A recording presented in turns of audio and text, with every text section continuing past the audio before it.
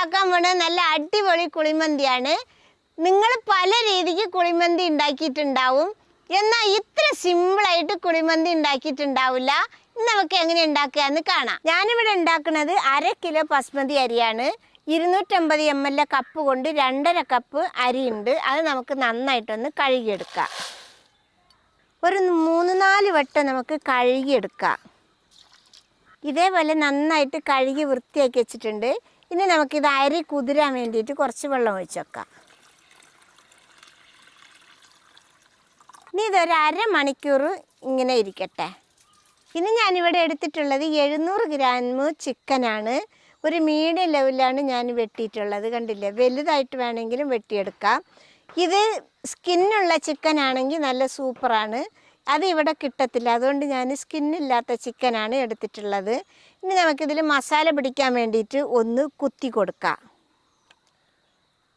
ഇങ്ങനെ എല്ലാ കഷ്ണവും ഇതേപോലെ ഒന്ന് കുത്തിയെടുക്കാം. അങ്ങനെ എല്ലാ ഇറച്ചിയും ഇതേപോലെ ഒന്ന് കുത്തിയെടുത്തിട്ടുണ്ട്, കണ്ടില്ലേ. ഇനി നമുക്ക് ഈ ഇറച്ചിനെ ഓരോരോ കഷ്ണമായിട്ട് എടുത്തിട്ട് കുക്കറിൽ ഇങ്ങനെ അടുക്കി വെച്ച് കൊടുക്കുക. ഈ ഇറച്ചിനെ ഒന്ന് മസാല പുരട്ടി വെക്കാം.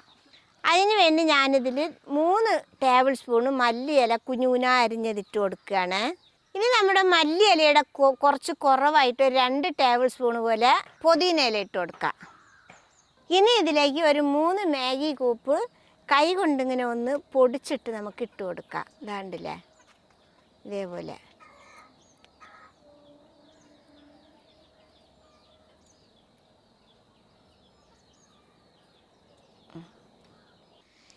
ഇനി 1 ടീസ്പൂണ് ചെറിയ ജീരകത്തിൻ്റെ പൊടി ഇട്ട് കൊടുക്കുക. വല്ലാതെ പൊടിക്കൊന്നും വേണ്ട. ഇനി ഇതിലേക്ക് ഒരു 1.5 ടീസ്പൂണ് കുരുമുളക് പൊടി ഇട്ട് കൊടുക്കുക. ഇനി ഇതിൽ നമുക്ക് 1.5 ടേബിൾ സ്പൂണ് മന്തി മസാല ഇട്ട് കൊടുക്കുക. അത് കടയിൽ നിന്ന് വാങ്ങിയതായാലും കുഴപ്പമില്ല, നമ്മൾ വീട്ടിൽ ഉണ്ടാക്കിയതായാലും കുഴപ്പമില്ല. ഇനി ഇതിലേക്ക് ഒരു 4 കഷ്ണം കറുകപ്പട്ട ഇട്ട് കൊടുക്കുക. അതിൻ്റെ കൂടെ തന്നെ ഒരു 3 ഏലക്ക ഇട്ട് കൊടുക്കുക. അതിൻ്റെ കൂടെ തന്നെ ഒരു 4 ഗ്രാമ്പു ഇട്ട് കൊടുക്കുക. ഇനി ഇതിലേക്ക് നമുക്ക് ഒരു വലിയ നാരങ്ങയുടെ പാതി നാരങ്ങയുടെ നീരൊഴിച്ച് കൊടുക്കുക. ഈ സമയത്ത് വേണമെങ്കിൽ നിങ്ങൾക്ക് മഞ്ഞ കളറോ ചുവപ്പ് കളറോ ഏതെങ്കിലും കളർ ഇട്ട് കൊടുക്കാം കേട്ടോ. പക്ഷെ ഞങ്ങളും കളറൊന്നും ഇടണില്ല. ഇനി നമുക്കിതിൽ ഒരു 1/2 കപ്പ് സൺഫ്ലവർ ഓയിലും കൂടി ഒഴിച്ചു കൊടുക്കാം.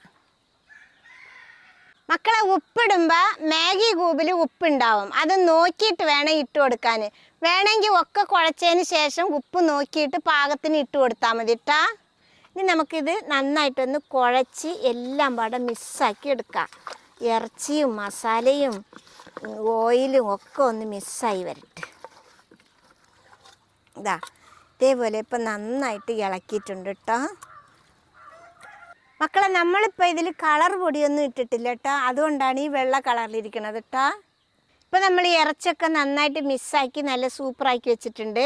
ഇനി നമുക്കിത് ഒരു അരമണിക്കൂർ വെക്കാൻ സമയം ഉണ്ടെങ്കിൽ വെച്ചാൽ മതി, അല്ലെങ്കിൽ അപ്പം തന്നെ ഉണ്ടാക്കിയാലും കുഴപ്പമില്ല കേട്ടോ. ഞാനിത് അരിനെ കുതിർത്തി ഊറ്റി വെച്ചിട്ടുണ്ട്. ഞാനിത് ഒരു പാത്രം അടുപ്പത്ത് വെച്ചിട്ടുണ്ട്. നമുക്കിതിൽ കുറച്ച് വെള്ളം ഒഴിച്ച് കൊടുക്കാം. ഇതിൽ അളവൊന്നുമില്ല, നമ്മൾ വേവിച്ച് ഊറ്റിയെടുക്കാനുള്ളതാണ്. അപ്പോൾ കുറച്ച് തോന വെള്ളം ഒഴിച്ച് കൊടുക്കാം. അരി ഒട്ടി പിടിക്കാൻ പാടില്ല കേട്ടോ. ഇനി നമുക്കിതിലേക്ക് 2-3 കഷ്ണം പട്ട ഇട്ട് കൊടുക്കാം. അതിൻ്റെ കൂടെ തന്നെ ഒരു 4 ഗ്രാമ്പ് ഇട്ട് കൊടുക്കുക. ഒരു 3 ഏലക്കയും ഇട്ട് കൊടുക്കുക. ഒരു ലേശം തക്കോല ഇട്ട് കൊടുക്കുക, 2-3 കഷ്ണം. ഈ ബിരിയാണിയുടെ ഇലയും കൂടി ഇട്ട് കൊടുക്കുക. ഇനി ഇതിലൊരു ചെറിയ കഷ്ണം ജാതിപത്രി ഇട്ട് കൊടുക്കുക. ഇനി ഇതിൽ 1 ടീസ്പൂണ് പൊടിക്കാത്ത കുരുമുളക് ഇട്ട് കൊടുക്കുക. ഇനി ഇതിലേക്ക് ഒരു ഉണക്ക നാരങ്ങ ഒന്ന് പൊട്ടിച്ചിട്ട് ഇടാം. ഒരു ഓട്ട. ഇനി ഇതിൽ 1 ടേബിൾ സ്പൂണ് സൺഫ്ലവർ ഓയിലും കൂടി ചേർത്തി കൊടുക്കുക. ഇനി നമുക്ക് ഈ വെള്ളത്തിന് പാകമുള്ള ഉപ്പിട്ട് കൊടുക്കാം. ഈ ഉപ്പ് നമ്മളിടുമ്പോൾ വെള്ളത്തെക്കാളും ഒന്നുകൂടി അധികത്തിൽ വേണം ഇട്ട് കൊടുക്കാൻ. ഉപ്പ് നോക്കി ഇട്ടാൽ മതി കേട്ടോ മക്കളെ. ഇനി ഇത് നമുക്കൊന്ന് നന്നായിട്ട് തിളപ്പിച്ചിട്ടെടുക്കാം.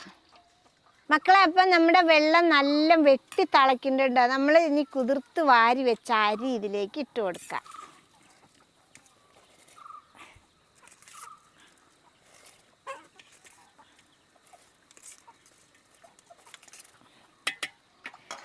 ഈ അരി ഒരു പകുതി വേവായാൽ മതി കേട്ടോ. അതുവരെ നമുക്ക് കത്തിച്ചു കൊടുക്കാം. അങ്ങനെ മക്കളെ നമ്മുടെ അരി ഇപ്പോൾ പകുതി വേവായിട്ടുണ്ട്. ഇതിന് നമുക്ക് ഇങ്ങനെ തന്നെ ഊറ്റി നന്നായിട്ട് വാർത്തിട്ട് ഈ കുക്കറിലേക്ക് ഇട്ട് കൊടുക്കാം.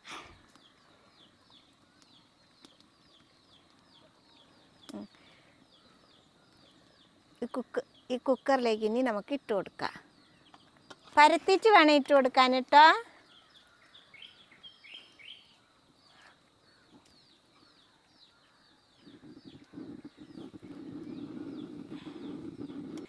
എല്ലാ ചോറും നമുക്ക് ഇതേപോലെ കോരി ഇതിലേക്ക് ഇട്ട് കൊടുക്കാം. നമുക്ക് ഈ കളറിന് വേണ്ടിയിട്ട് ഞാൻ ഈ സൺഫ്ലവർ ഓയിലിൽ ലേശം മഞ്ഞൾപ്പൊടി കലക്കിയതാണ്. ഇത് നമുക്കിതിൽ നന്നായിട്ടൊന്ന് ഇളക്കിയിട്ട് ഇങ്ങനെ ഒഴിച്ചു കൊടുക്കാം പരത്തിയിട്ട്.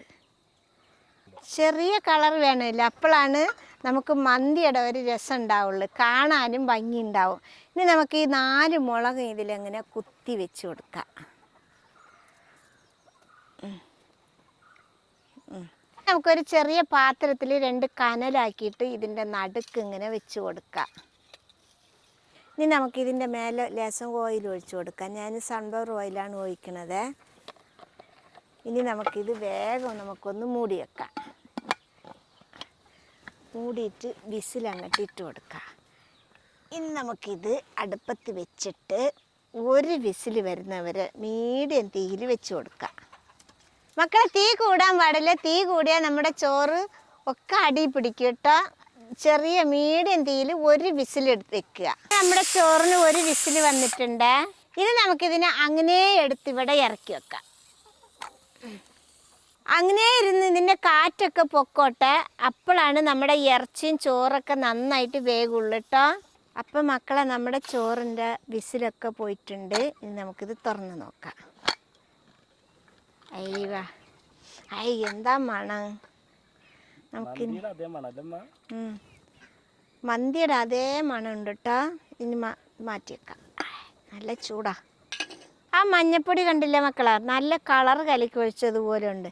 ഇനി നമുക്ക് ഈ സൈഡൊക്കെ ഇത് കൊണ്ടൊന്ന് ഇളക്കി കൊടുക്കാം. ഇങ്ങനെ ചോറൊക്കെ നന്നായിട്ട് വെന്തിട്ടുണ്ട് കേട്ടോ മക്കളെ. ഇനി നമുക്കിതിൽ മെല്ലെ കൊട്ടി കൊടുക്കാം.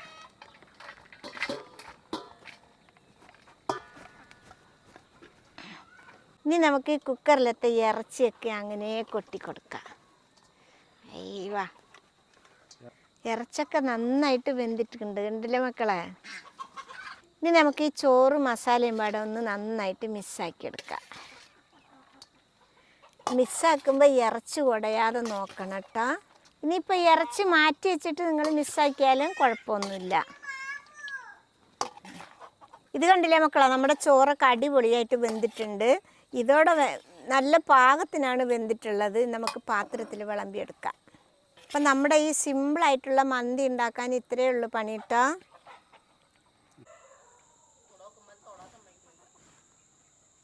അപ്പം മക്കളെ, മന്തി ഉണ്ടാക്കാൻ ഇത്രയേ ഉള്ളൂ പണി. നല്ല സിമ്പിളായിട്ട് ഉണ്ടാക്കാൻ. ഇതിനേക്കാളും സിമ്പിളായിട്ട് മന്തി ഉണ്ടാക്കാൻ പറ്റത്തില്ല. അപ്പം എല്ലാവർക്കും ഇഷ്ടപ്പെട്ടെന്ന് വിചാരിക്കണു. ഇഷ്ടപ്പെട്ടാൽ സബ്സ്ക്രൈബ് ചെയ്യുക, ലൈക്ക് ചെയ്യുക, കമൻറ്റ് ചെയ്യുക, ഷെയർ ചെയ്യുക. മക്കളെ ഫോളോ ചെയ്യാനും കൂടി മറക്കരുതേ.